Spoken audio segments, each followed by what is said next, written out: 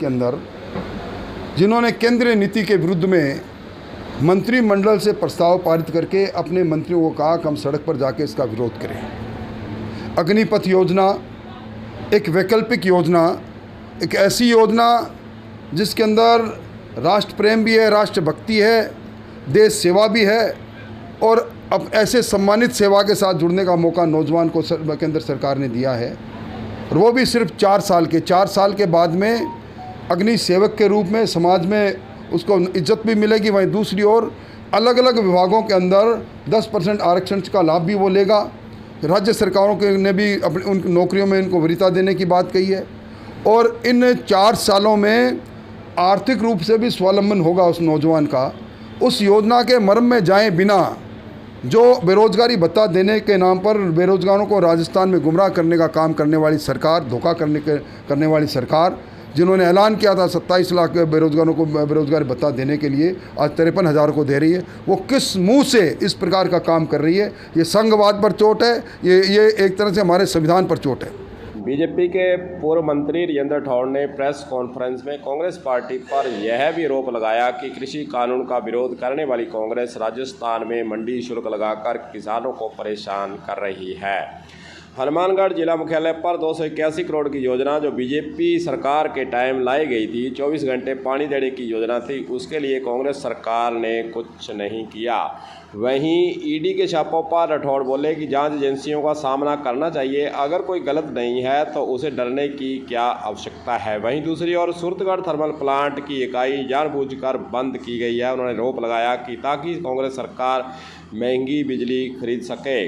वहीं CHA जो कि राजस्थान के अंदर आंदोलन पर है, इस सवाल के जवाब में उन्होंने कहा कि अगर अब बीजेपी सरकार हमारी आती है तो उन्हें पूरा मौका दिया जाएगा और CHA को नौकरी के अंदर रखा जाएगा। इन सवालों के जवाब देते हुए और उन्होंने क्या कहा है वह भी आपको आगे सुनाते हैं, सुनिए।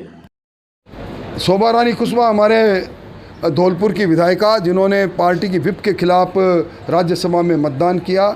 हमने पहले उन्हें निलंबित किया, उसके बाद उनको एक्सपेल किया है, पार्टी से उनको निकाला है और मैं समझता हूँ इसके बाद उनकी मेंबरशिप पर तलवार लटकेगी, क्योंकि दल विरोधी विधेयक के अंदर व्हिप का उल्लंघन अयोग्यता की श्रेणी में आता है। हम उस पर भी जाएंगे। अनुशासन भारतीय जनता पार्टी का पहला पाठ और पहला संदेश है, उस पर भारतीय जनता पार्टी मजबूती से खड़ी है।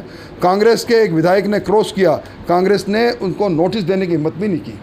देखिए 2013 के अंदर अशोक गहलोत जी के भाई अग्रसेन गहलोत पर उस समय रेवेन्यू इंटेलिजेंस ने 5 करोड़ 13 लाख का जुर्माना किया था 2013 के अंदर। किसानों के नाम से पोटास खरीद के और जिसको एक्सपोर्ट करने में पाबंदी थी वो एक्सपोर्ट हुई, ये रिकॉर्ड पर है। उसकी जांच कोई जांच एजेंसी करें तो मैं समझता हूँ हर मामले के अंदर हम ये कहें कि राजनीतिक रंजिश से कोई जांच एजेंसी जांच कर रही है, ये कतई सच नहीं है। देखिए जांच एजेंसियों का काम है कि वो जांच करें, इसमें कोई छोटा नहीं कोई बड़ा नहीं, कानून के सामने सब हम समान हैं। अगर जांच हो रही तो जांच एजेंसी का सामने करना चाहिए, निर्दोष है तो उनको अपना वो निर्दोष सिद्ध करना चाहिए। मेरे खुद के खिलाफ भी CBI ने चार्जशीट पेश की थी, मैं न्यायालय में लड़ा, न्यायालय ने मुझे आरोप मुक्त किया। तो उस तरह की डर किस बात का है? न्याय की जीत होती है, निश्चित तौर पर होती है। केंद्रीय सूची के मामले में राज्य की कैबिनेट अपना अभिमत तो कर दे सकती है, पर मंत्रिमंडल के अंदर नीतिगत निर्णय लेकर प्रस्ताव पारित करके और उसका विरोध करना एक तरह से संविधान का अपमान है। आपने देखा होगा कई और राज्यों के अंदर भी इस अग्निपथ योजना का विरोध चल रहा है, पर किसी सरकार के मुख्यमंत्री और मंत्रिमंडल ने इस प्रकार का काम नहीं किया जो अशोक गहलोत कर रहे हैं। बिजली संकट भी हो रहा है। बिजली संकट सरकार का खुद के काम के कारण से हुआ है। सरकार ने अपने थर्मल पावर हाउस को रख रखाव के नाम पर, तकनीकी खराबी के नाम पर बंद किया और उसके बाद महंगी बिजली खरीदने का काम किया। पहले भी इन्होंने पिछले साल भी 13,000 करोड़ की बिजली खरीदी। ये सरकार जहाँ सोलर हमारे आज 11,000 मेगावाट से ज़्यादा का हमारे साथ PP है, हमारे राजस्थान की धरती पर जो सोलर प्लांट लगे उनसे है, पर सरकार खुद नहीं खरीदती, क्योंकि सोलर से पैदा हुई बिजली का दाम है 2 रुपये 3 रुपये प्रति यूनिट। इनको 17 रुपये प्रति यूनिट बिजली खरीदनी है, खजाने को लूटना है, इसलिए इस प्रकार की बात कर रही है।